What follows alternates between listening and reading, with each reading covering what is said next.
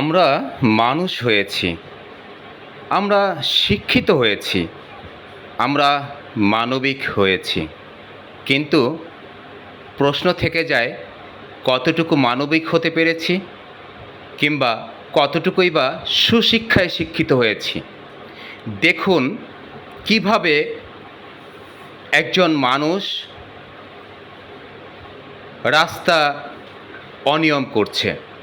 পাশেই দেখতে পাচ্ছেন ওভারব্রিজ।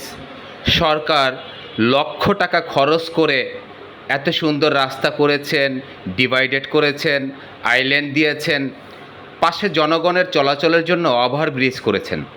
তবুও গাড়ি চালকরা যত্রতত্র যেখানে সেখানে গাড়ি ব্রেক করে যাত্রী ওঠানামা করেন এবং সেই গাড়িতে যাতায়াতের জন্য ছাত্রছাত্রী সহ মহিলা পুরুষ জ্ঞানী গুণী শিক্ষিত অনেক বড় বড় মাপের মানুষরাও এভাবে আইল্যান্ড ওভারটেক করছে কিংবা লাফিয়ে রাস্তার এক লেন থেকে অন্য লেনে যাচ্ছে।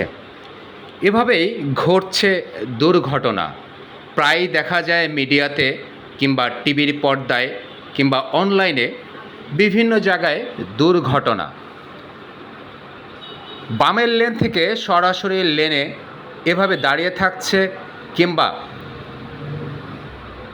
লেন ওভারটেক করছে গাড়িতে ওঠার জন্য। আইল্যান্ডগুলো লাফিয়ে লাফিয়ে যাচ্ছে। তাদেরকে কে ঠেকাবে?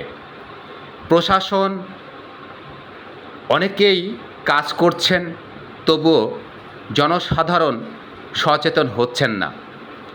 সবাইকেই সচেতন হতে হবে। দেশ পরিচালনা করার জন্য সরকার কখনোই একা ভালো কিছু করতে পারে না কিংবা প্রশাসন একা কোনো কিছু করা সম্ভব নয়।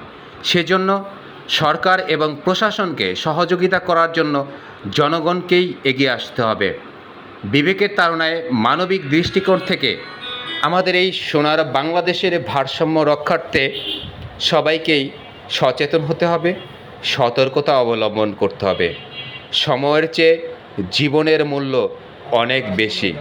আমরা একটু কষ্ট করে এভাবে লাফিয়ে যদি লেন পরিবর্তন না করে আমরা পাশেই যে ওভারব্রিজ আছে সেই ওভারব্রিজ পার হয়ে এপার থেকে ওপারে যেতে পারি।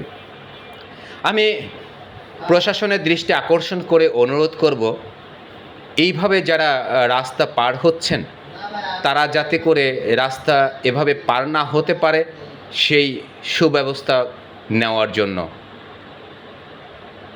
সবার যাত্রা শুভ হোক এই কামনাই করছি।